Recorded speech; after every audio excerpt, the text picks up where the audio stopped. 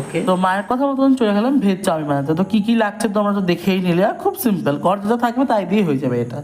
তারপর চাউমিনটাকে সেদ্ধ করে একটু সর্ষের তেল দিলাম, এই ডিমটাকে ভেজে নিলাম, সয়াবিন, লঙ্কা, আদা, রসুন, ডিম, আলু, পেঁয়াজ কুচি দিয়ে করলাম। ফার্স্টে আমি রসুন কুচি দিলাম, তারপর দিলাম আদা কুচি, তারপর দেবো একটু কাঁচা লঙ্কা কুচি।